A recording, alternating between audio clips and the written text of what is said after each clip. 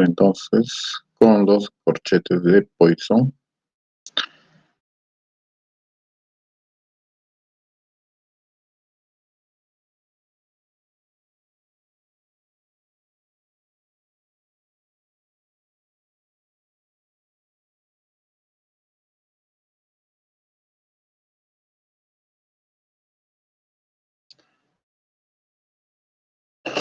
Ok,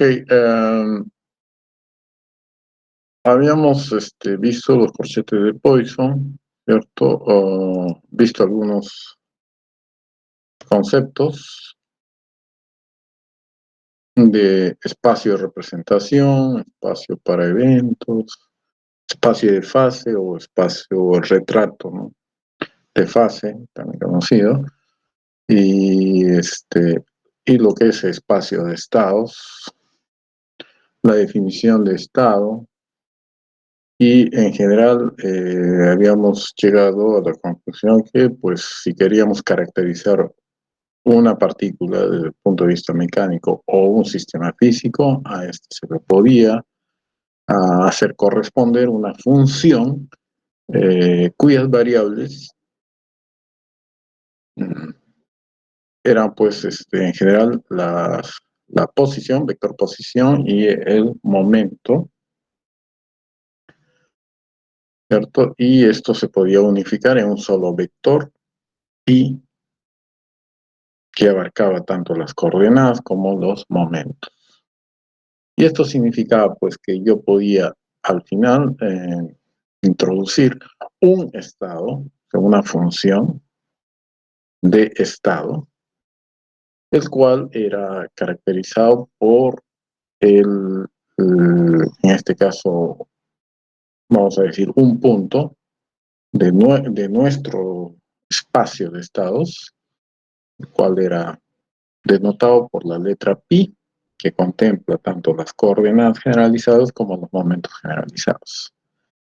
Si yo quisiese saber cómo evoluciona este sistema, que es lo que en realidad nos interesa, entonces básicamente lo que habíamos pedido es ver su comportamiento en función del tiempo. O sea, el diferencial de esa función de estado, ¿cierto?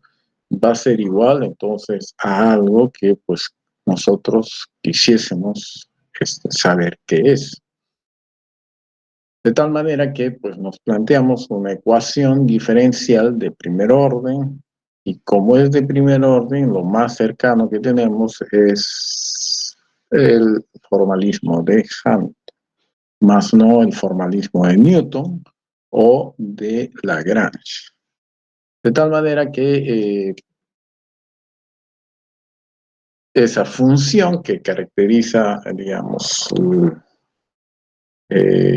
nuestro espacio de estados podría entonces eh, definirse si nosotros aplicábamos, pues, el diferencial total temporal a esa función y ver cómo es que se comporta. Ojo, acá lo único, digamos, adrede que nosotros vamos a hacer es emplear la función de Hamilton. Para eso nosotros habíamos dicho, entonces, si la función f, pues, dependía de las coordenadas generalizadas, momentos generalizadas y el tiempo, pues el diferencial total simplemente era aplicando la regla de la cadena, era la que usted está observando acá, ¿cierto? Está sombreado, y introduciendo el, las ecuaciones canónicas, y ahí es donde se introduce la función de Hamilton. Obtenemos esto que está dentro de la llave roja, los famosos corchetes de Poisson. Esta expresión que se encuentra dentro de estas llaves de color rojo, en principio nosotros, pues, podríamos tratar como una manera de simplificar la notación, ¿cierto? Y utilizar estas llaves en el cual el subíndice implicaba pues simplemente el uso de la variable Q y P respectivamente en el orden que acá se establece. O sea, no es tampoco una cosa arbitraria, sino que hay un orden. Y estos, en general, podría definirse no solamente para H, función de Hamilton, sino para una función G, con tal que pues, dependa de Q, P y T, respectivamente. Entonces, en general, esta estructura, conocida como corchete de Poisson, de F, ojo de F porque va primero, con G porque va segundo, podría significar algo más que una simplificación en la notación. Tal es así que nosotros habíamos establecido entonces el diferencial de una función f cualquiera que dependía de q, p y t podría entonces expresarse a través de estos corchetes de Poisson, ¿cierto? Y teníamos esta expresión 6, el cual va a cobrar un significado aún mayor, ¿cierto? Si es que, por ejemplo, empezábamos digamos, a introducir funciones arbitrarias, ¿okay? En particular la coordenada generalizada o el momento generalizado. Y así vemos que la ecuación canónica, ¿cierto? Se podía expresar a través del corchete de Poisson. Lo mismo habíamos hecho para el momento generalizado, y fíjense, ahí tenemos también otra vez la otra ecuación canónica, ¿no? Y aquí 7 y 8 representan entonces las ecuaciones canónicas, las cuales se pueden escribir, ojo, con el corchete de Poisson. Interesante. Luego habíamos visto que utilizando la definición entonces de los corchetes de Poisson para dos funciones f y g, ¿cierto? Otra vez acá, en el cual si nosotros reemplazamos f por la coordenada, por una de las coordenadas, por eso pongo q sub i, y g lo reemplazamos por otra coordenada también, q sub j. Habíamos dicho que en este caso obteníamos algo interesante, ¿no? Que el corchete de Poisson para dos coordenadas generalizadas es exactamente igual a 0. Para dos momentos generalizados también es igual a 0. Y aquí faltaba una combinación posible, ¿no? O sea, que esté una coordenada generalizada y un momento generalizado, ¿no? El cual también hemos realizado operación.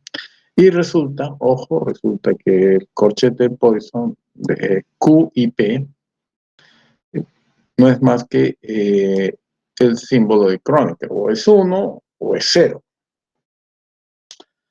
Entonces, y aquí, bueno, también se saca la conclusión de que los corchetes fundamentales, ¿no?, de Poisson son independientes de la elección especial de las variables canónicas, o sea, Q y P. Entonces, ojo, corchetes fundamentales, dice fundamentales, ¿a qué se refiere corchetes fundamentales? A este de acá, el resultado, que es delta Kronecker. Luego, el otro corchete fundamental es este, que es igual a 0, de P y P, también 0, el cual está resumido acá, 9, 10 y 11. Habíamos visto algunas propiedades de antisimetría, es decir, si ustedes cambian el orden, f, g, pueden cambiarlo a g, f, entonces simplemente tienen que poner el signo menos por delante. Sabemos si es ff, o sea, si se repite, pues es 0 para cualquier f. Luego, la otra propiedad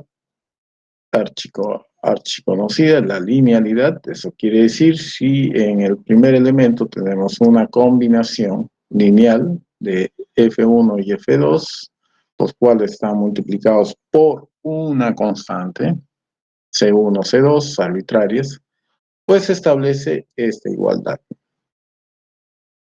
Siendo C1 y C2 constantes. ¿Ok? Entonces, básico recordar ahora. Otra de las propiedades que vimos es el elemento neutro, quiere decir que obtenemos 0 si este elemento, en vez de f hay una letra c, c obviamente es una constante, g es una función que depende de q y p, entonces esto va a ser siempre igual a 0 si es que uno de los elementos dentro del corchete es una constante. Luego, la regla de multiplicación, porque hay que establecer, ¿cierto? La regla, el principio del cual vamos a utilizar si es que tenemos que hacer operaciones algebraicas, ¿no? Fíjense, aquí tenemos f, gh, donde g y h son dos funciones a su vez. Entonces, el corchete de Poisson funciona así. Primero, ¿no? Aplicamos a una de las funciones, sea g o h. Si agarramos, por ejemplo, h, entonces g, recordemos que g se va a multiplicar afuera del corchete, pero hacia la izquierda, más fg, corchete, y h se va a la derecha, ¿no? Ese orden lo tenemos que respetar. Y ustedes acuérdense, cuando ustedes estén llevando su mecánica cuántica, la primera vez ustedes van a utilizar justamente los corchetes de Poisson, pero en lugar de FGH como funciones acá, ustedes van a utilizarlos como operadores lineales y el orden va a ser muy importante.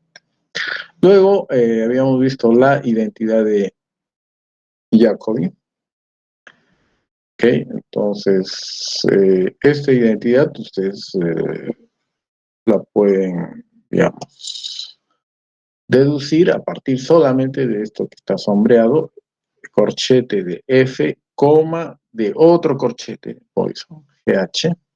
Si ustedes hacen un giro cíclico, pues ustedes van a obtener respectivamente estos términos, ¿no? Los dos restantes, y eso va a dar igual a 0. Entonces, si colocamos cualquier función, o en particular Q y P, se puede llegar a verificar efectivamente que se cumple esta identidad de Jacob. Interesante, los corchetes de Poisson pueden ser trabajados como si fuesen operadores. Un operador diferencial, el cual nosotros lo definimos acá, lo que está sombreado, y lo único que faltaría poner sobre qué va a actuar. En este caso se coloca la función h, donde pues está el vacío, acá estaría h. Ahora, lo que está acá como definición de este operador diferencial, lo podemos escribir de esta manera, atendiendo obviamente que pi es tanto q como p, ¿cierto? Entonces, esta es su manera, digamos, más utilizada si es que lo queremos expresar los corchetes de Poisson como operador diferencial, ¿no? Que va a actuar sobre algo. Recordemos que en mecánica cuántica ustedes cuando vean un operador, o el operador en sí no les va a decir nada, pero sí cuando actúa sobre una magnitud física o una función, lo que sea, entonces recién cobra sentido. Ok, las integrales de movimiento, acá va una una aplicación muy importante, de acuerdo con la definición de los corchetes de Poisson. El cambio temporal de una variable de estado viene dado esencialmente por el corchete de Poisson más algo. Entonces aquí está la definición importante del que estamos hablando acá. Entonces el diferencial de una función con respecto al tiempo va a ser los corchetes de Poisson más su derivada parcial con respecto al tiempo. Ahora, si hablamos de una integral de movimiento, quiere decir que si tengo una magnitud física que es caracterizada por F, que depende de Q, P y T, quiere decir que su derivada o su diferencial temporal es exactamente igual a cero. Entonces dice que F es una integral de movimiento.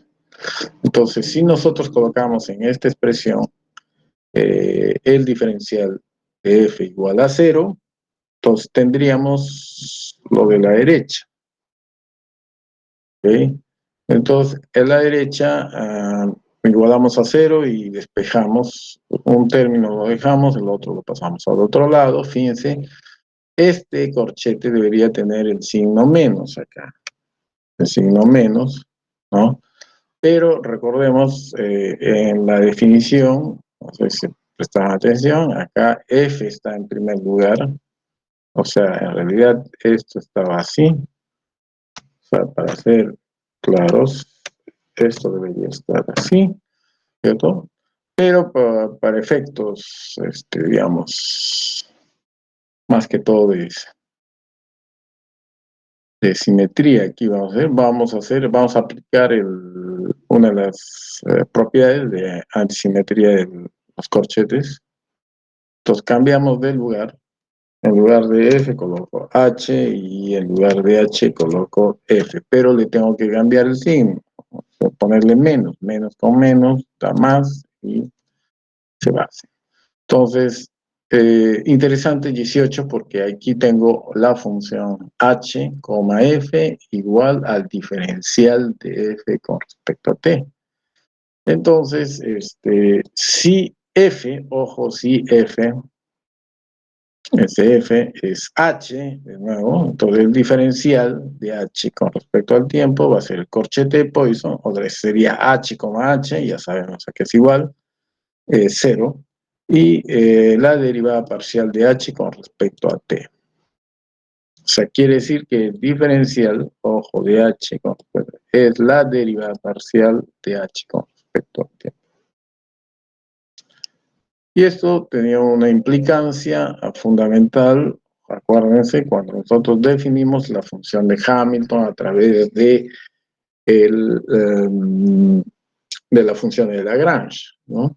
Las ecuaciones canónicas, recordemos las ecuaciones canónicas eran tres en realidad, pero siempre nosotros trabajamos con dos, ¿no? Con la derivada temporal de la coordenada generalizada y del momento generalizada. Y asumimos que se establece esta igualdad que está sombreada acá, se asume, ¿no? Entonces, esto ahora está justificado justamente a raíz de estar viendo los corchetes de Poisson. ¿Okay? Entonces, si H no depende explícitamente del tiempo, entonces es una integral de movimiento en este caso. Entonces ahí tendríamos la conservación de la energía. El teorema de Poisson. ¿Qué nos decía el teorema de Poisson? El corchete de Poisson de dos integrales de movimiento, recuerden, integrales de movimiento, es a su vez otra integral de movimiento. Básicamente es eso. Entonces, recordemos, entonces si tenemos HF, ¿no? Y eso es igual a esto de acá, diferencial, y tenemos HG, diferencial de G de T. Entonces, asumiendo que F y G son integrales de movimiento, entonces tendríamos estas dos igualdades. ¿Okay? Y podemos establecer entonces otra de las consecuencias utilizando la identidad de Jacobi. Recordemos F, ahora G, H. En la identidad de Jacobi utilizamos H minúscula como una función arbitraria. Acá en lugar de H estamos utilizando H mayúscula, que es el hamiltoniano. Entonces, vamos a verificar entonces que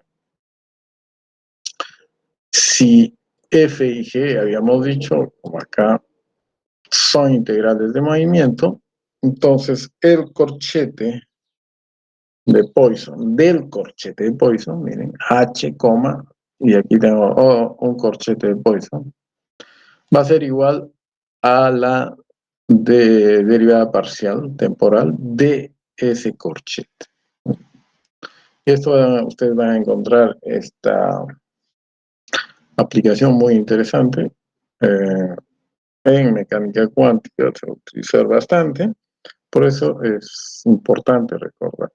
Entonces, la relación con la mecánica cuántica se establece solamente, o sea, el nexo está en que ustedes simplemente reemplazan cada una de esas magnitudes que nosotros simplemente le hemos llamado funciones.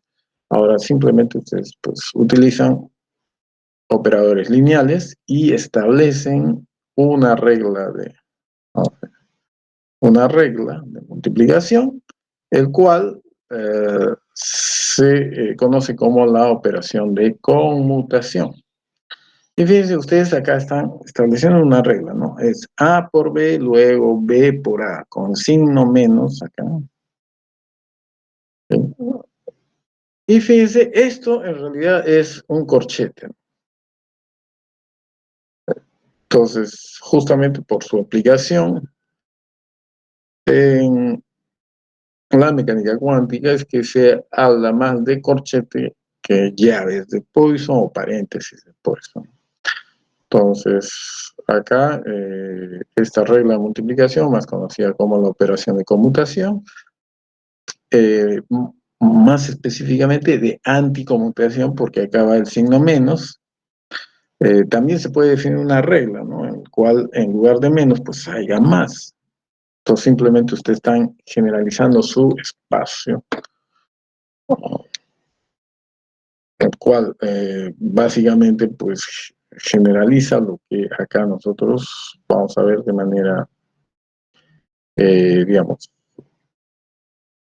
un poco más reducido nuestro rango de nuestros espacios. Y solamente utilizamos pues, una característica, ¿no? Vamos a decir así, la anticonmutación. Entonces, muy importante, acá el orden de los operadores tiene que ver mucho, no es una cosa arbitraria. Entonces, el conmutador es normalmente diferente de cero, dice, y es a su vez un operador. Entonces, habíamos verificado que, bueno, si ustedes hacen una analogía, ¿cierto? O una extrapolación, pero digamos, una convergencia desde, o mejor dicho, la palabra más técnica es el principio de correspondencia. Recordemos, si ustedes van a elaborar una teoría general que generaliza otras que ya existían, pues este principio tiene que cumplirse. Entonces, vamos a ver que la ecuación de movimiento, según la ley de Newton, ¿cierto? Se puede escribir de manera general de esta manera, ¿no? Para la mecánica cuántica. Obviamente que para fenómenos físicos clásicos, este H, ¿cierto? Como tal no nos sirve, entonces, y esto permite a nosotros llevar a una ecuación de la mecánica cuántica hacia, pues, nuestras ecuaciones clásicas que tenemos, ya sea en su forma de Lagrange o Hamilton o la de Newton, segunda ley de Newton. Entonces, aquí hemos visto que h, que es la función de Hamilton para nosotros, en mecánica cuántica simplemente es el operador de Hamilton. Y los corchetes fundamentales que nosotros hemos visto en clásica también se pueden escribir en mecánica cuántica. Y ahora sí, son corchetes realmente. La única cosa pues extraña acá va a ser esta unidad imaginaria. Bueno, la constante de Planck es otra constante, pero básicamente es este I. Y este I va a estar incrustado acá también en los operadores momento, ¿no? Bueno, entonces, acá se había hecho un ejemplo con el oscilador, ¿ok? Y acá se tiene entonces una lista de ejercicios para reforzar esta idea de los corchetes de Poisson. Entonces, teníamos esta primera pregunta, dice determinar los corchetes de Poisson que están formados por los componentes cartesianos del momento angular, ¿no? Cuya definición, acá se les vuelve a recordar, producto vectorial de R por P. ¿De qué objeto? De una partícula, ¿cierto? Y su momento lineal, obviamente. Entonces, vayamos entonces a ver cómo es que se resuelve este tipo de problemas.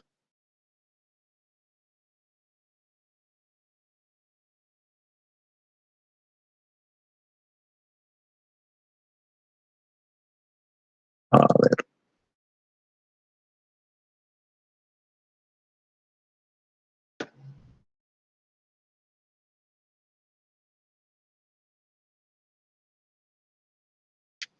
ok, el primer problema entonces nos dice determinar los corchetes de Poisson que están formados por las componentes o por los componentes cartesianos del momento angular. Y ahí tenemos. Recordemos entonces el momento angular lo tenemos que, digamos, escribir de manera extendida, o sea, esta definición, R por P, digamos así, no nos va a servir mucho, entonces lo que vamos a tratar es de, digamos, expandir y escribir término a término. Entonces, como L, momento angular, es un vector, ¿cierto? Entonces vamos a escribir a través de sus componentes. ¿Cuáles son sus componentes? Justamente, si nosotros atendemos a la definición, R por P, entonces, R, recordemos, la posición va a estar determinada por X, Y, Z. P, que es masa por velocidad, vamos a llamarle PX, PY, P sub Z. Entonces, aplicamos, ¿cierto? Digamos, escribimos esta matriz simplemente para ayudarnos y ahora podemos aplicar, pues, y recordar que los componentes se obtienen siguiendo, pues, una regla de multiplicación de este determinante, el cual aquí lo tienen. Fíjense, aquí tenemos, excluimos la primera columna y la primera fila y ahí tenemos el producto, y por p sub z menos z por p sub y. Luego el segundo término, y anulamos la segunda columna y la primera fila y el producto ahí lo tenemos, ¿cierto? Con j. Entonces, x por p sub z menos z por p sub x. Y finalmente, pues, el tercer término, ¿no? Y ahí tenemos, entonces, los componentes cartesianos y su momento lineal, ¿no? Y de su momento. Entonces, podemos decir que L sub x, fíjense, L sub x es y p sub z menos zpy, ¿no? Luego, ly, respectivamente, Ojo, acá se puede intercambiar los términos y colocar L sub Y con signo positivo y L sub Z. ¿Ok?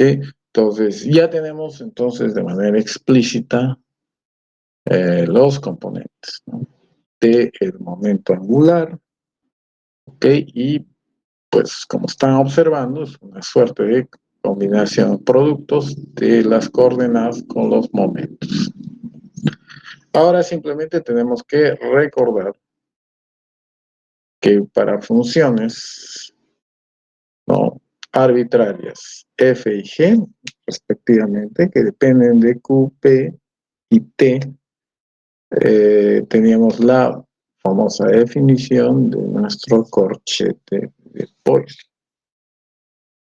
Entonces, ojo el orden, si f va primero, coma g, entonces las derivadas se efectúan en el orden que está definiendo la fórmula 5. O sea, primero la coordenada generalizada, luego el momento generalizado, menos, luego empieza el momento generalizado, la derivada con respecto a ese momento generalizado, y luego la coordenada generalizada. Entonces, apliquemos 5, ¿cierto? Y vamos a decir f, vamos a ponerle L sub x, y la otra función g, p sub j. Pues primero vamos a agarrar Lx, ¿ok? Lx. Y la otra función puede ser p sub x, p sub y o p sub z, ¿cierto? Entonces, para no, digamos, especificar si es px, py, p sub z, simplemente ponemos pj.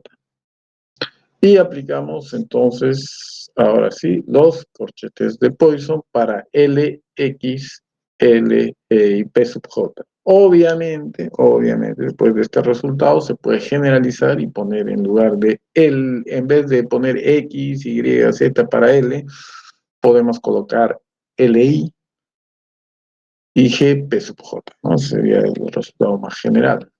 Entonces, utilizamos el corchete de Poisson, el de sub X, P sub J, ahí está.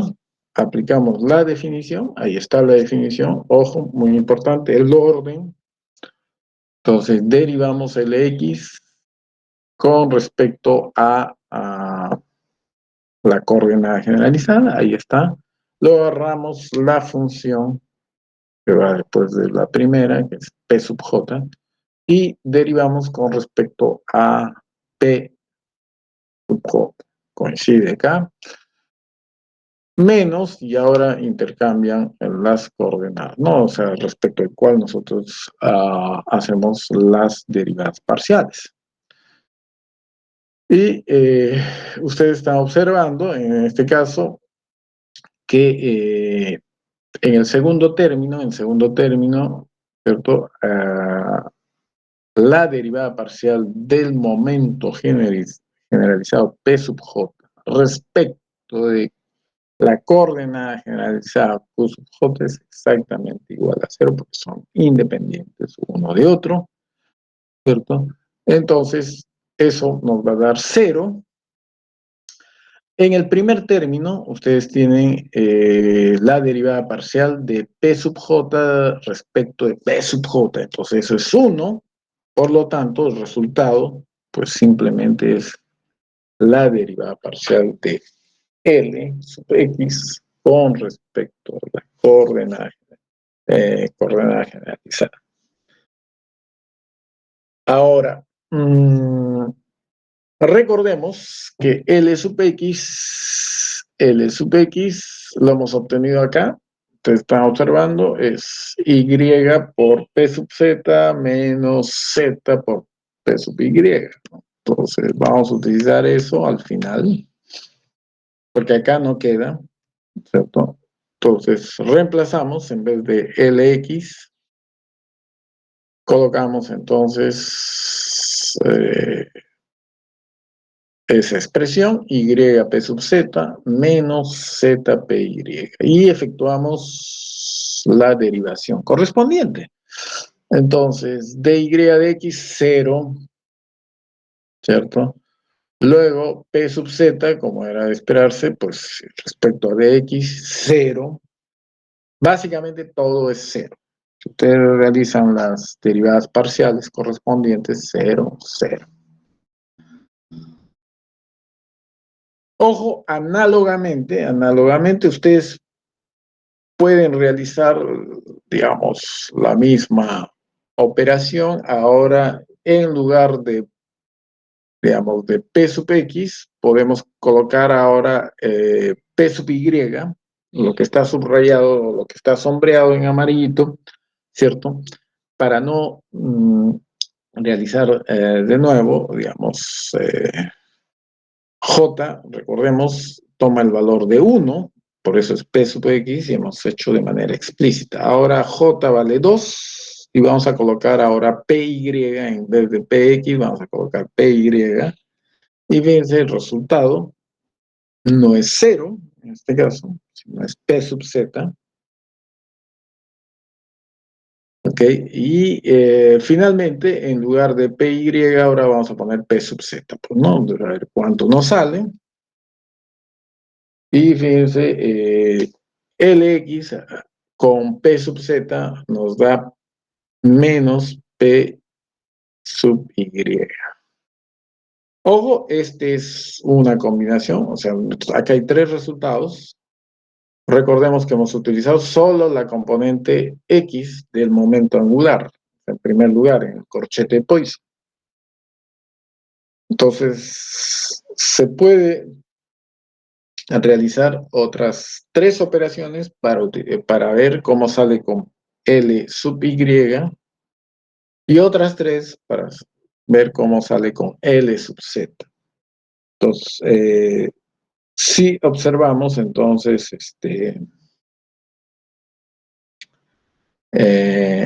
este resultado, o sea, la idea es esta, ¿no? No sé si acá, ahí está. Esto es lo que hemos hecho nosotros, ¿no? Esos tres resultados corresponden a este corchete, Lx, P sub J.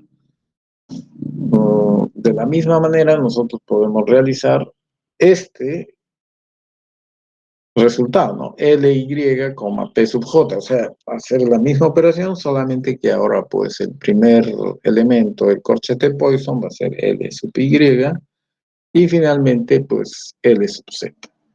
Básicamente, la idea que se quiere hacer.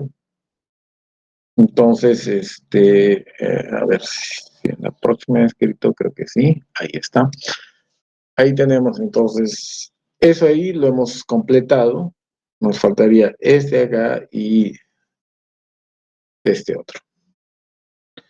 Entonces, obviamente acá podemos llevar a cabo tranquilamente, ¿cierto? Aplicando lo mismo que hemos hecho hasta ahora para calcular las dos restantes.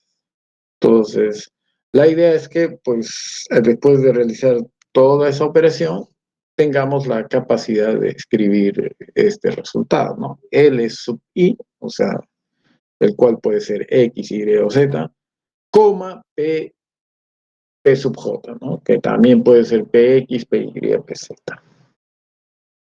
Entonces, esa es la idea que tenemos que aplicar. Pero fíjense, lo que yo quisiera es que ustedes verifiquen, ¿cierto? Estos resultados que nosotros hemos obtenido, ¿ok? Entonces, cuando Lx está en los corchetes de Poisson y el otro elemento viene a ser ya sea Px, Py y P sub z, ustedes notan que cuando XX aparece, o sea, cuando el componente X y de ambas funciones, o sea, el momento angular, la componente del momento angular X y del momento lineal son iguales XX, entonces el resultado es 0. Mientras que si colocamos X, Y, ¿no? En el segundo, resulta ser P sub Z y siempre aparece, ojo, siempre aparece, digamos, el término que no entra en los corchetes de Poisson como función, ¿no?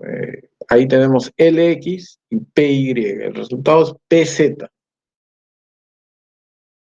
¿ok? Y para comprobar ese efecto, igual tenemos Lx, P sub z y el resultado es Py, obviamente con signo menos. Entonces, acá la idea es, ¿qué pasaría, no? ¿Qué pasaría si, ojo, se puede hacer acá nomás? No, vamos a ver.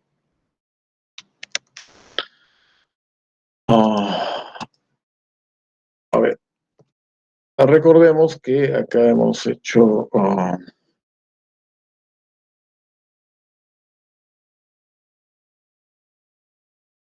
ahora acá vamos a utilizar Y, ¿cierto? Y.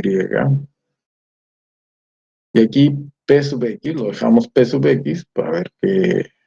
Entonces acá debería ser Y, ¿cierto? Pero antes que eso, para que no me pierda yo, fíjense, ¿de dónde sale esto? En realidad ah, viene de acá, ¿no? En realidad lo que deberíamos tener en cuenta es este. Antes de hacer acá los cambios,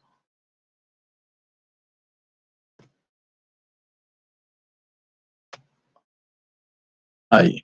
Entonces acá tendríamos que cambiar este acá. Acá sí se puede cambiar directamente Y, entonces reemplazamos LX por LY, ¿cierto? Y acá tendríamos LY,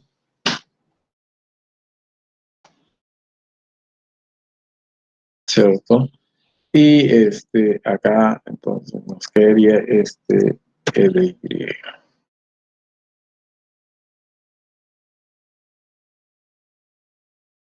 Entonces acá sería Y.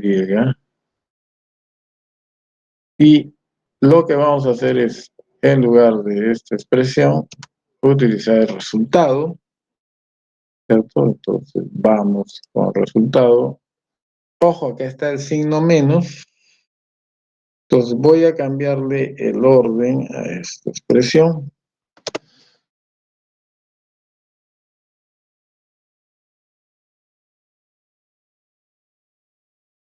Entonces acá vamos a ponerle así. Entonces, este xp sub z, este de acá, vamos a ponerle con signo menos, ¿no?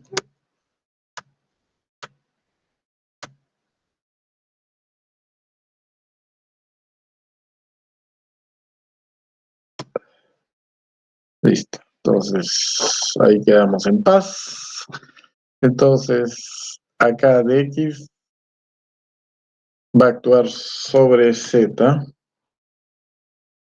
Vamos a poner así. Z p sub x.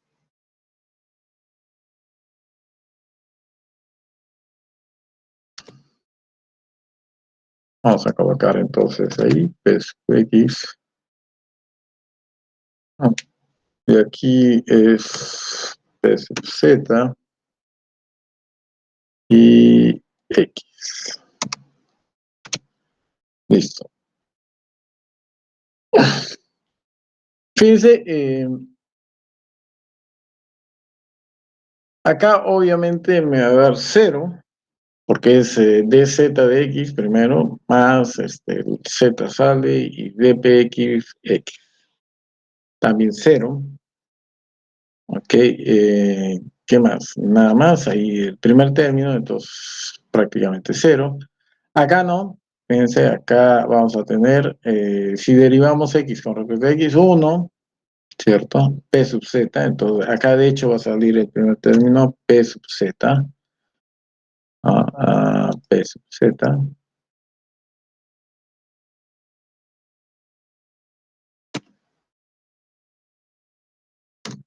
ahí está P sub Z, más o menos derivada parcial, ahora X sale y aplicamos a P sub Z, pero de X es 0, ¿no? Este es el otro tema. Entonces, fíjense acá me sale menos P sub Z, menos P sub Z, y entonces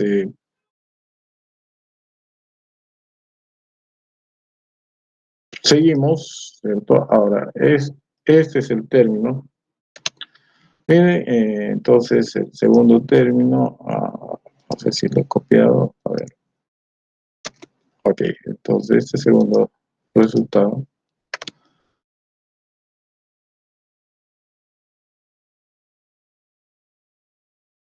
Entonces acá habíamos dicho que era PY y acá PY, y ahora sí, simplemente pues voy a hacer la copia acá de este término.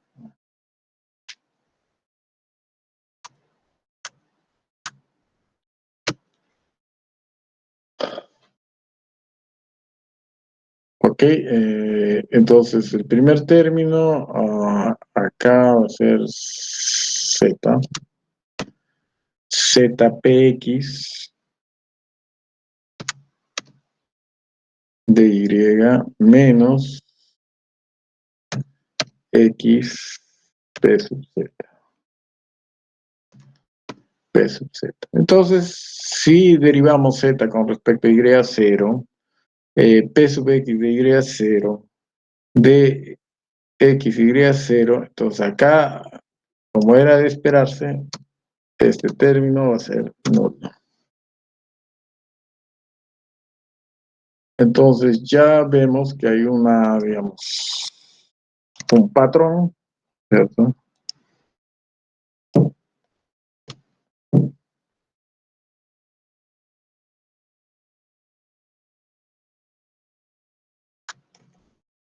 P sub Z, ¿cierto? Este es Y,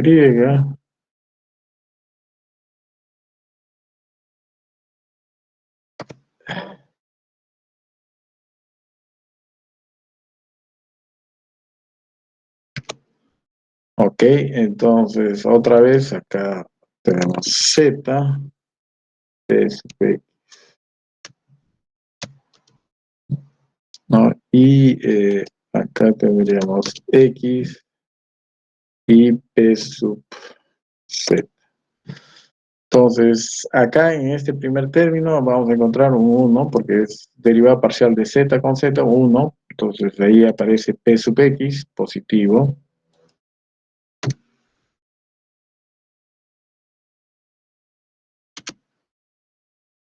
¿Cierto? Menos, acá sí es 0. Fíjense, ese sería el resultado de aplicar LY, P sub X, LY, P sub Y, LY, P sub Z. Recordemos entonces que acá hemos realizado ya cuántas variantes de, acá hay tres posibilidades que hemos barrido, la primera, luego acá hemos hecho tres más, ¿cierto? Tres más. Faltaría con L sub Z,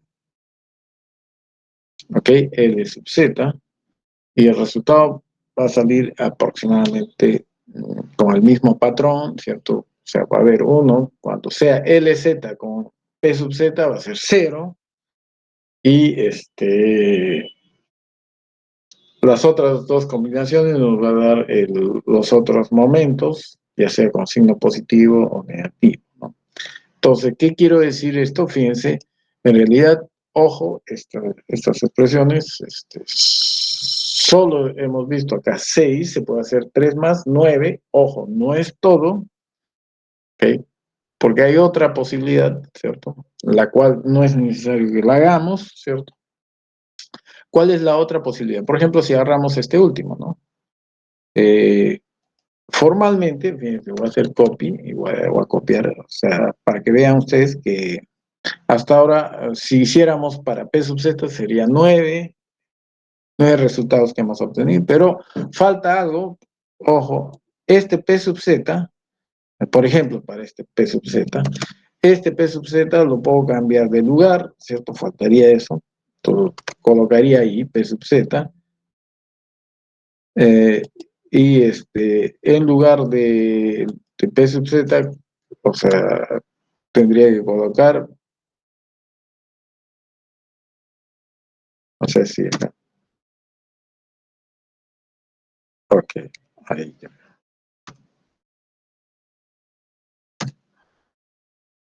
Ok. Entonces, tendría lo siguiente, ahí. Entonces, por propiedad de antisimetría del corchete de Poisson, o sea, todo este resultado, pues, o sea, todo se invierte.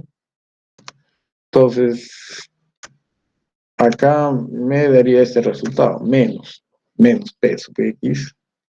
Igual, este resultado de acá,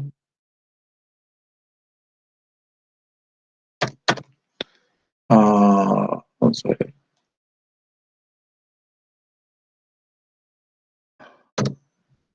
este resultado, si yo cambio el orden, ¿cierto? Entonces coloco P sub Z primero,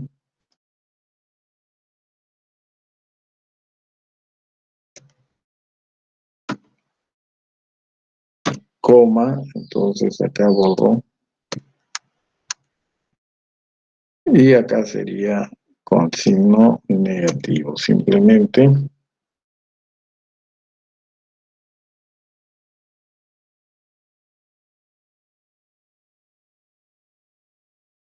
Ah, no, pero estoy copiando este acá, no, este acá no, a ver, déjeme, acá hay un problema, acá voy a poner PY, ¿no? Y este sería LY. Entonces, como ese es cero, este también va a ser cero, o sea, le invierto el orden, ¿cierto? También va a ser, no va a ser menos cero, es cero simplemente, y faltaría este término acá,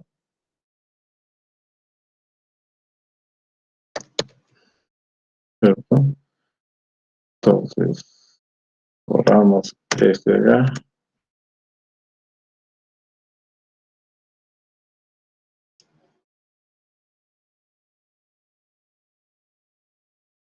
Entonces, acá faltaría el invertir,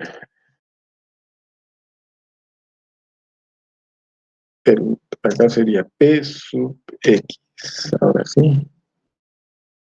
No, P sub Y, P sub X, LY, coma, ahí.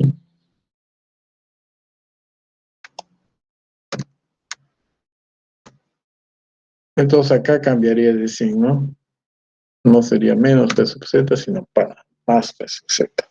Ojo, entonces a estas tres variantes, le tenemos que adicionar estas tres variantes, o sea, ya teníamos 6. Entonces, en el primer caso, a ver, LX, acá, bueno, se quería hacer las otras variantes, pero estos tres que hicimos acá, ojo, van a tener otros tres más, recordemos, eh, invirtiendo el orden, ¿no? O sea, primero P sub X, después LX, PY, luego LX, P sub Z y luego X. Entonces acá tendríamos 6 posibilidades.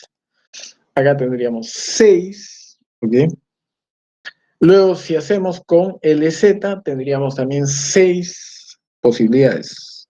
En total, vamos con 18 resultados. 18 resultados. Ojo, eso no es todo. ¿Eh? Uh, eh, o sea, ¿eso qué quiere decir? Que 18 no es algo muy común, un número muy común, porque eh, recordemos que si estamos hablando ya de magnitudes que rebasan, pues 3, son 9, por ejemplo, si tendríamos 9 elementos, entonces eso ya no sería un vector tiene 3 tres componentes, miren, vector, ¿cierto? Acá tenemos 3, 3 por 3, es cierto, pero L, que es el vector, miren, tiene 3 componentes, 1, 2 y 3. Entonces, si tuviese yo alguna magnitud física que tuviese más de 3, digamos, 9, entonces ya no estaríamos hablando de un vector, sino de un tensor de segundo rango, ¿cierto?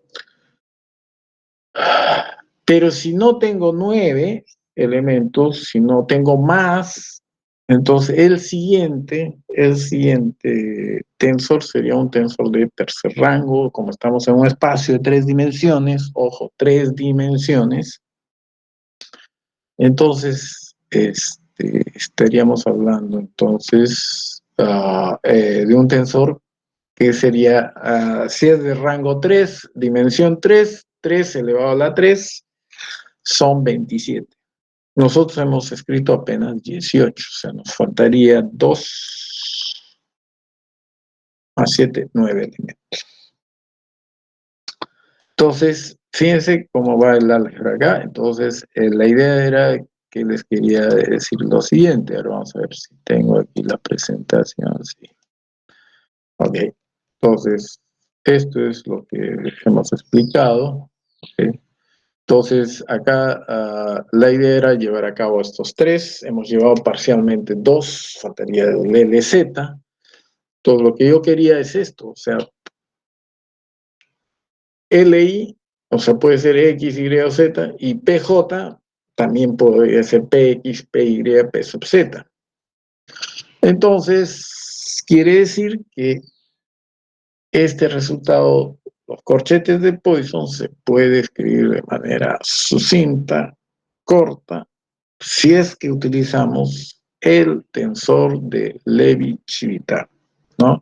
Y ese está acá, epsilon IJL, en realidad representa pues un tensor de tercer rango dentro del espacio tridimensional. Entonces, este sería el resultado general, vamos a decir así, general, a la pregunta que se nos hizo. De tal manera que el resultado, ¿no? Digamos, resultado del álgebra que estaríamos realizando con los corchetes de Poisson, pues se puede compactar utilizando este tensor de Levi-Civita, ¿no? No sé si ustedes se acuerdan cómo se define este tensor de Levi-Civita, que, ojo, se utiliza o se obtiene cuando nosotros realizamos nuestro producto vectorial. O sea, si ustedes tienen un vector tridimensional, ¿cierto? Y luego lo multiplican vectorialmente con otro vector, ¿sí? Con otro vector, entonces ustedes tendrían que expresar ese resultado a través de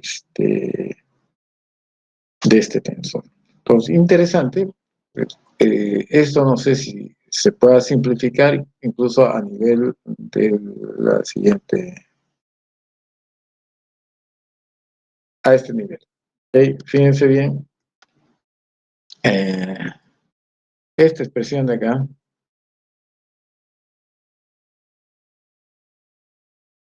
a ver,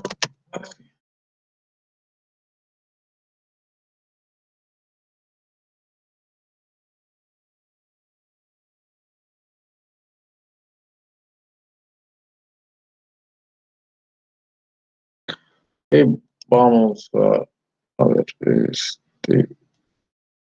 es otro.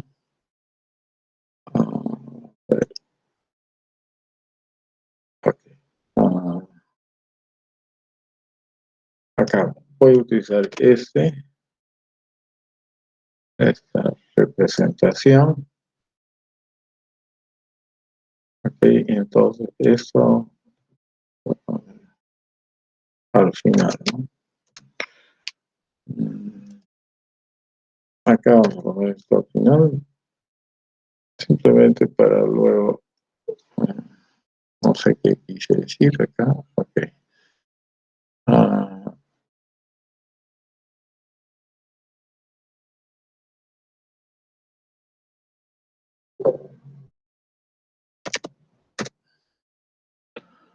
ok, es importante entonces mencionar acá lo siguiente. La definición de este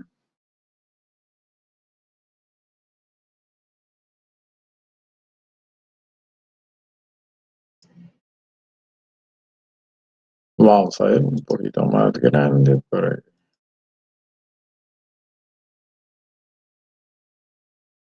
ok, entonces el tensor, este tensor de Leibniz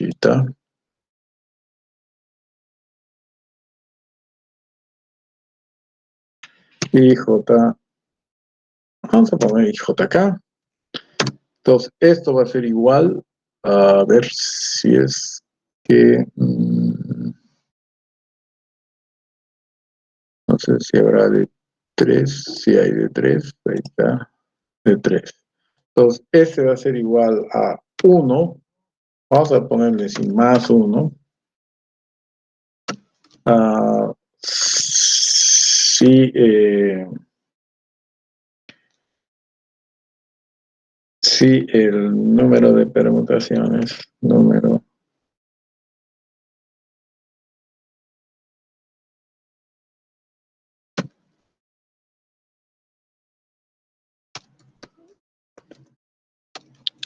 de permutaciones es par.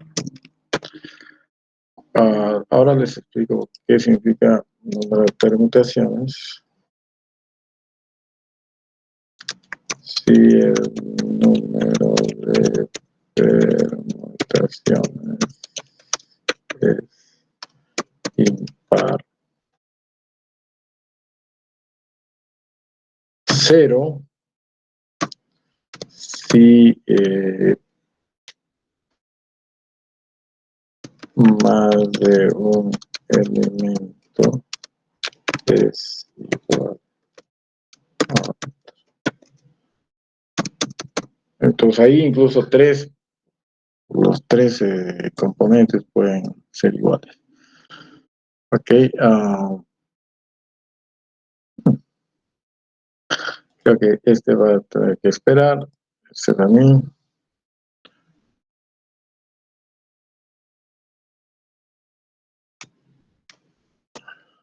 Ok, entonces, ¿qué quiere decir esto? Que si yo tengo, por ejemplo, vamos a ver así,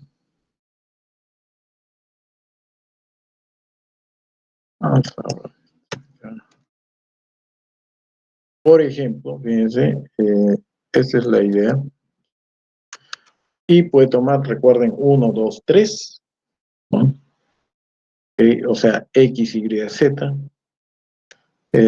J también puede tomar 1, 2, 3. Vamos a ponerle 2, por ejemplo. Y K también puede tomar 1, 2, 3. Por ahora vamos a ponerle 3. Y fíjense, ahí está. Este va a ser igual a 1. Entonces, fíjense,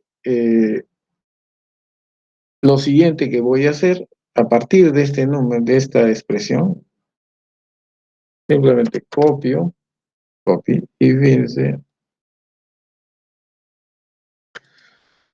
voy a permutar el primer subíndice con el segundo subíndice. O sea, voy a intercambiar de lugares 1 con 2. Entonces, en vez de 1 pongo 2 y en lugar de 2, 1. Entonces, fíjense, si yo quiero volver a la expresión, esta vamos a decir que es nuestra expresión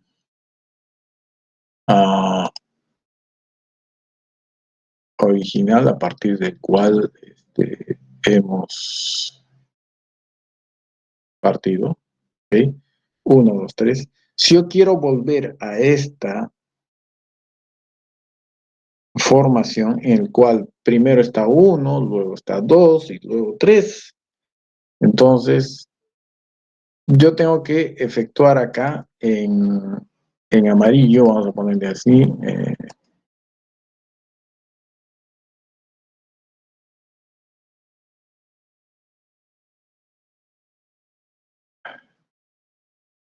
acá en amarillo tengo que hacer una permutación. Entonces, el número de permutaciones que estoy haciendo para volver a esta realización, vamos a decir, a esta forma, es impar. Si es impar, entonces este va a ser menos 1. Ahora, voy a copiar otra posibilidad. Y fíjense, no voy a poner acá menos 1. ¿Sí?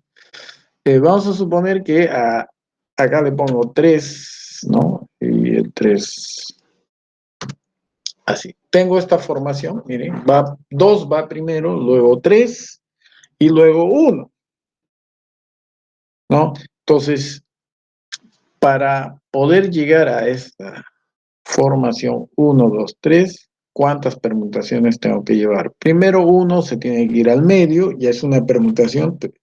Luego 1 con 2 son 2 permutaciones. Entonces, este va a ser igual a 1. Y en general ustedes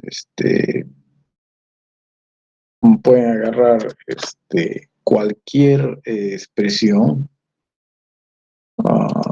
Vamos a poner, por ejemplo, 3.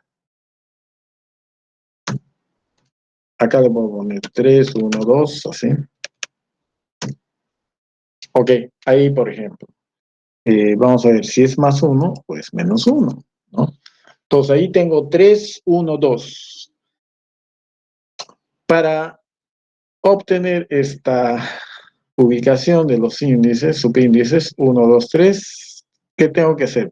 Primero el 3 tiene que pasar al lugar de 1. 1 ya estaría en su lugar.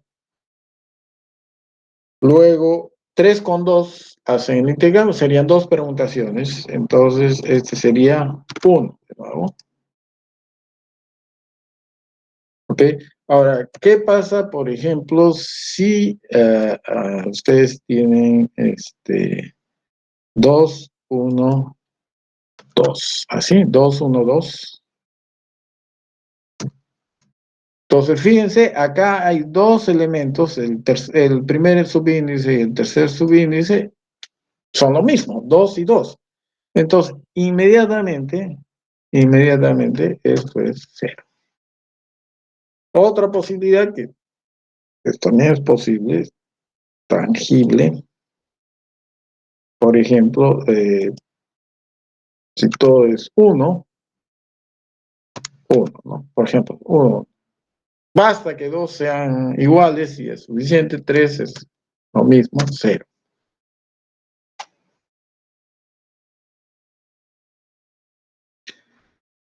¿Cierto? Y así sucesivamente. ¿Cuántos elementos tiene este tensor? 27 elementos. De esos 27 elementos, este tensor, ojo, de esos 27 elementos, 21 son exactamente igual a 0 y 6 elementos son diferentes de 0. 3 más 1 y 3 elementos menos 1. ¿Okay? Entonces ahí les estoy poniendo algunos ejemplos. Entonces, fíjense, les decía que, a ver, ¿dónde estoy? Acá. Entonces, ahora sí, miren este producto vectorial que es igual a esto acá, ¿cierto?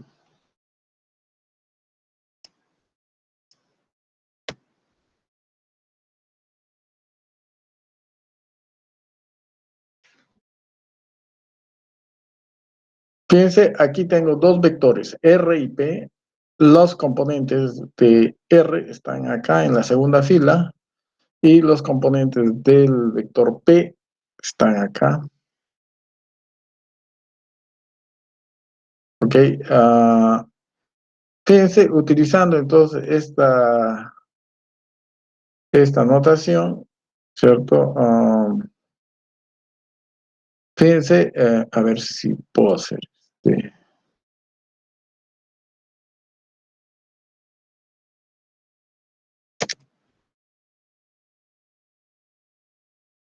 Para generalizar, nosotros podemos utilizar esta notación. Fíjense, este vector unitario, ¿cierto? Lo podemos escribir así, el vector unitario,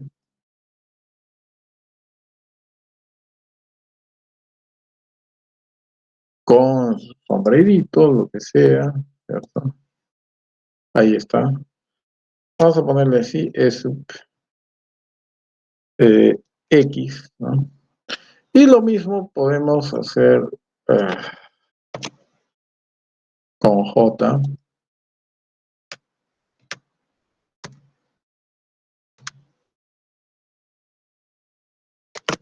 solamente que acá colocamos Y, ¿cierto? ¿No? Y de sub Z. Esto es exactamente lo mismo, ¿cierto? Eh,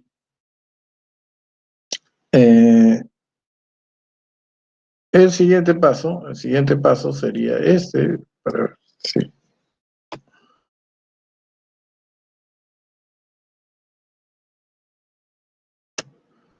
La notación.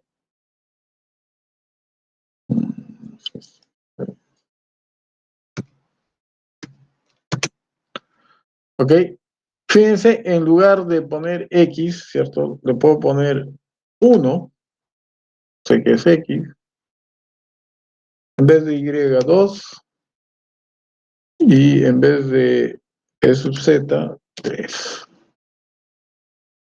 Ahora, fíjense, X, Y y Z lo puedo colocar para la indexación correspondiente como X1, Y sería X sub 2,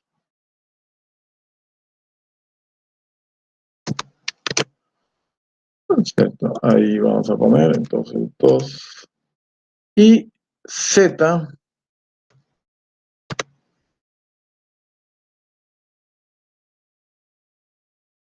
sería X sub 3, listo. Y respectivamente, entonces acá ya cae por su propio peso, P sub 1, P sub 2 y P sub 3, ¿cierto? Entonces, este producto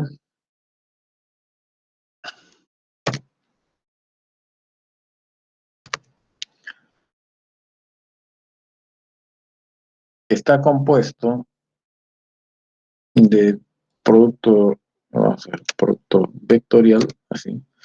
Entonces, ahora, fíjense, utilizando entonces esta notación, R, ¿cierto? Va a estar compuesto entonces de una componente que es X por su vector direccional, eh, vamos a decir así, voy a copiar así y voy a poner el X ahí y ya está. Entonces, fíjense, este sería X1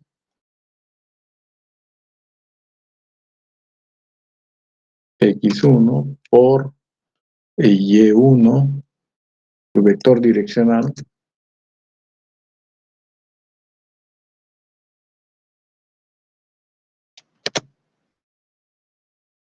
más, ¿cierto? X2 por Y2, entonces acá simplemente hay que cambiarle,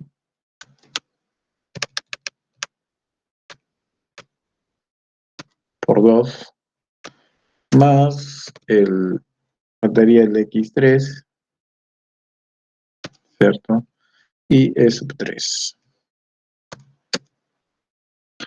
Lo mismo acá tendríamos que hacer, pero con P sub X, P sub Y, P sub Z. Entonces simplemente hacemos un copy de esto y reemplazamos en lugar de X1, ponemos acá P,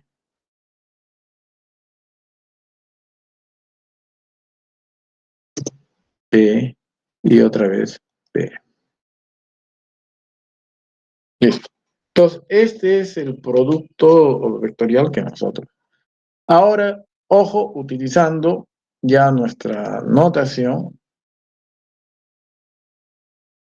esto lo podemos compactar, ojo, compactar, y escribir de la siguiente manera. Ya no vamos a escribir X1, Y1, sino en lugar de escribir, vamos a ponerle y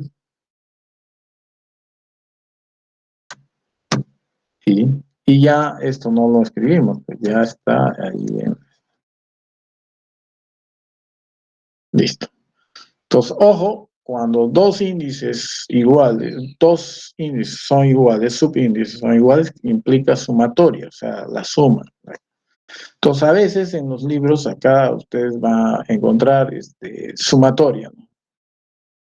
Sumatoria, así más o menos, ¿no? Sumatoria, van a poner aquí i igual a 1 hasta 3 nuestro espacio y colocamos esta expresión de acá, es, esta acá, acá, vamos a colocar ahí.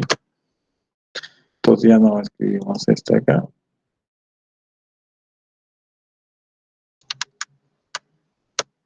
Ya está. Y fíjense, así, ojo, la sumatoria es, digamos, opcional, ¿cierto? Y entonces, igual acá procedemos, ¿no? Lo mismo.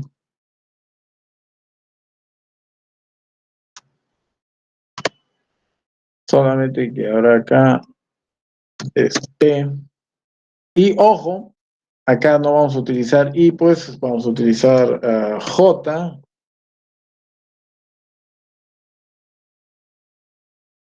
¿cierto?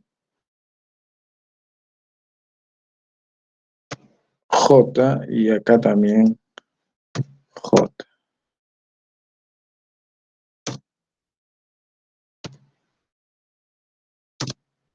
Listo. Este es nuestro producto vectorial, ¿okay? Nuestro producto vectorial. Ahí está, nuestro producto vectorial.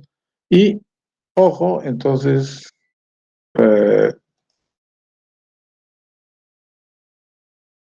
esto va a ser igual.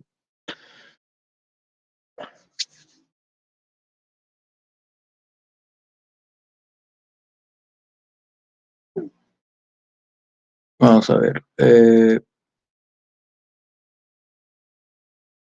Recuerden entonces la sumatoria en física, bueno, los físicos están acostumbrados, ¿okay? Están acostumbrados a obviar las sumatorias, solamente tienen que observar la regla de Einstein, porque Einstein fue el que introdujo esta regla. Si dos subíndices o superíndices, ¿no?, se repiten, implica que son índices mudos, o sea que hay sumatoria, que no es necesario escribir eso. Entonces, nosotros, ojo, ustedes se tienen que acostumbrar entonces a escribir esto acá, ¿sí? Vamos a ver. Mucho más simple la cosa, ¿cierto?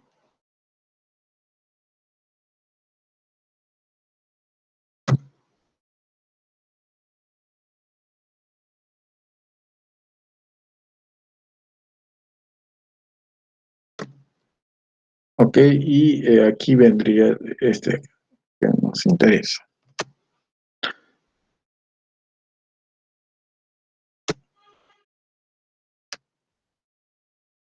Listo. Entonces, esto de acá, ¿cierto? Por definición, ustedes van a actuar de la siguiente manera. Miren acá, aquí está XY, la componente, y aquí tenemos P. Recuerden que XY y P sub J son numeritos, entonces ellos pueden ir en primer lugar, ¿cierto? O sea, vamos a ver si puedo copiar así. No, lo voy a hacer de acá.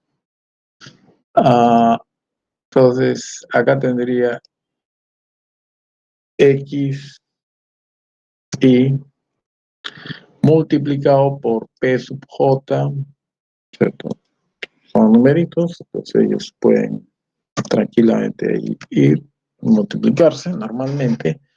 Lo que sí no es trivial es los componentes, los vectores unitarios. Entonces, este vector unitario pasaría acá, el cual se está multiplicando vectorialmente con S J.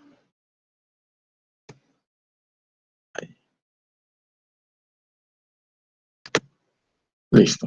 Entonces ya tenemos casi listo la expresión que quiero que ustedes vean y que a partir del cual se pudo haber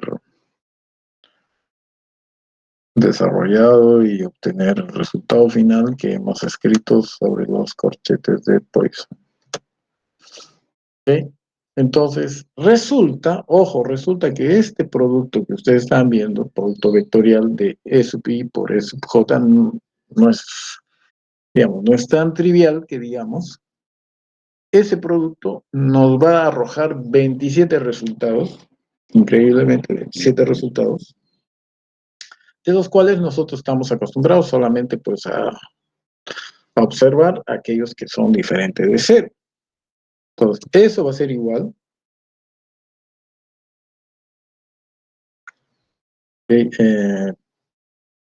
Claro, vamos a ver.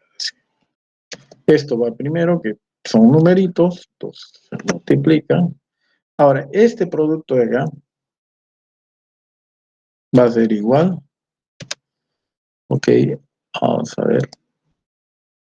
Al símbolo de Levi-Civita, la que acabamos de escribir. Y fíjense, los índices, recuerden, Levi-Civita tiene tres. Entonces, en primer orden va el I, que ya aparece de X. Luego está J y un tercer índice que ustedes pueden utilizar cualquiera de las letras latinas, por ejemplo, IJK, ahí está, IJK. Y ahí va un vector unitario, vamos a poner,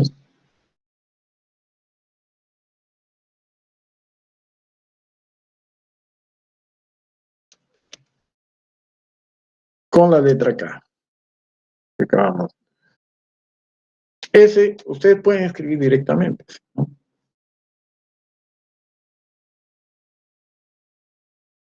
Ok, entonces podemos reproducir, por ejemplo, estos resultados de acá, por supuesto, simplemente se va colocando los resultados y vamos a obtener los tres componentes.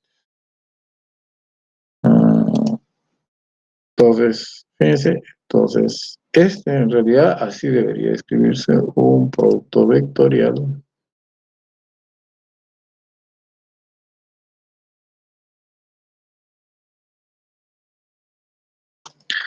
Y ya, simplemente empezamos a dar valores a I, J, y K. Recordemos que acá K, o sea, este resultado de acá, recordemos, se puede volver a reconstruir a través de sumatorias. Ustedes simplemente fíjense qué es lo que se repite. I se repite, J se repite, K se repite.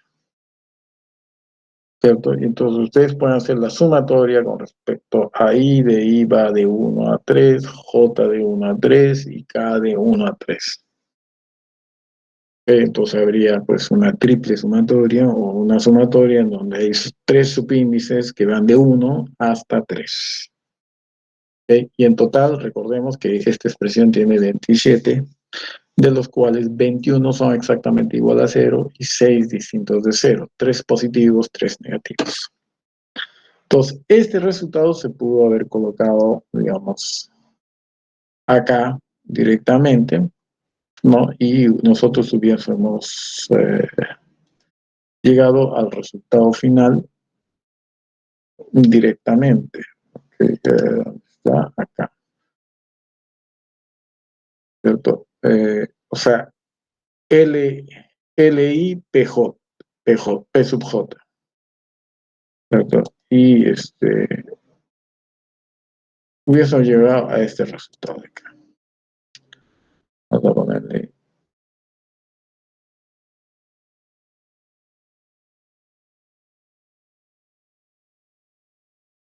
a este resultado acá,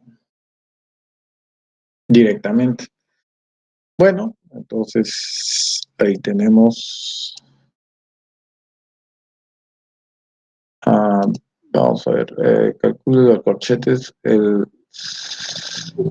cálculo de corchetes pues, que están formados por los componentes de L.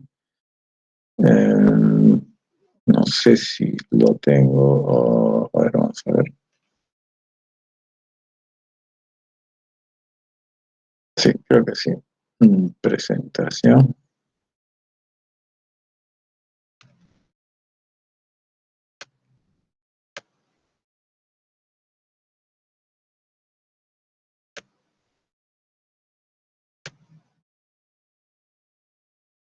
Estas son las propiedades que nosotros vamos a utilizar para contestar esta pregunta, acordándonos. Ahí está el elemento neutro,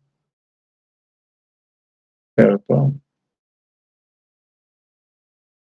Básicamente es eso. LX, LY, ¿cierto? LZ.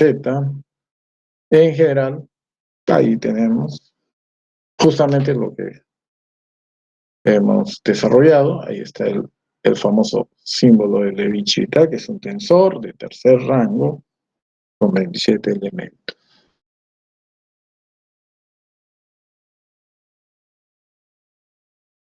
Esto es básicamente para aplicar las propiedades, ¿cierto?, que nosotros habíamos manifestado, como por ejemplo, cuando se tenía el producto de dos elementos dentro del corchete Poisson, ahí tiene L cuadrado es L por X, LX, ¿cierto? Básicamente esto de acá. Entonces, copiamos L al cuadrado como la LX al cuadrado, LY al cuadrado más LZ al cuadrado, coma LX. Y eso aplicando la propiedad de linealidad con los coeficientes acá son 1. Tenemos esa expresión a la derecha.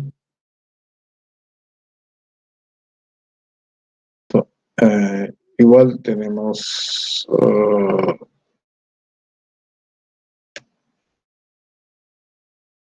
ok, otra vez expandiendo, tenemos entonces, fíjense, LX con LX a la derecha, el otro LX a la izquierda, o sea, en el primer caso, a la izquierda, el segundo a la derecha, ¿cierto? Lo mismo hacemos con LY al cuadrado, LZ al cuadrado, pero primero con X, otra vez esto va a ser 0, ¿ok? Luego tenemos esta expresión, lo que resta, igual aplicamos la otra regla, o sea, lo mismo que hemos hecho con Lx al cuadrado, solo que esta vez ya no van a ser Lx, Lx, sino combinados con L sub y.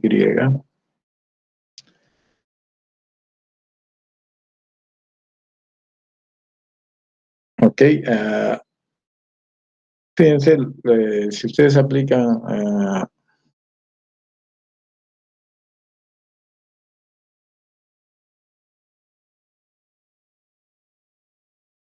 aquí tenemos LY, LX es LZ, menos LZ.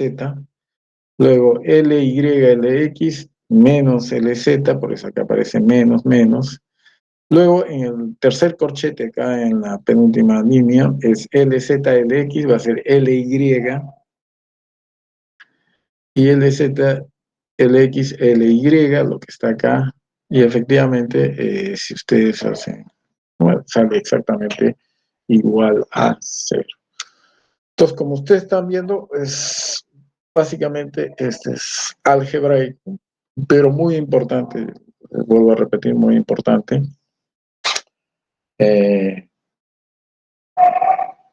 Esto de los famosos corchetes de Poisson. O sea, la importancia es capital. Entonces, ¿qué es lo que me permite profundizar con los corchetes de Poisson? Una cosa muy importante que de repente vale la pena recalcarles es que nosotros nos abocamos al estudio de las simetrías y las leyes de conservación. Y justamente es este tema, ¿no? La simetría y leyes de conservación, que tienen que ver con el famoso teorema de Noether, que justamente es el tema de su investigación que están desarrollando. Luego, al formular la mecánica clásica, ojo, nosotros lo podemos ver desde otro punto de vista, que es los corchetes de Poisson, que digamos en la literatura científica es conocida como punto de vista geométrico, ¿no? Y eso va más allá de lo que nosotros desarrollamos en los cursos de física. Tiene que ver con variedades simpléticas, elementos o estructuras topológicas de nuestro espacio-tiempo.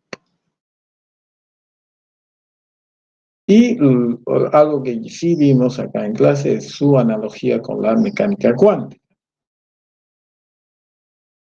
¿Ok? Y más allá, corchete de Poisson lo podrán ver de repente en teoría de perturbaciones o en la mecánica estadística. Así que los insto entonces a volver a leer algunas, o digamos, el resumen y también los libros que ustedes consultan acerca de los corchetes de Poisson. Bueno, creo que nos hemos extendido.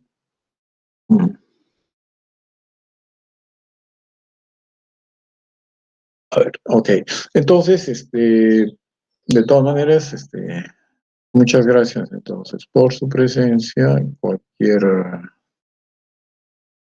duda, por favor, quedo a merced de ustedes. Y continuamos el día lunes.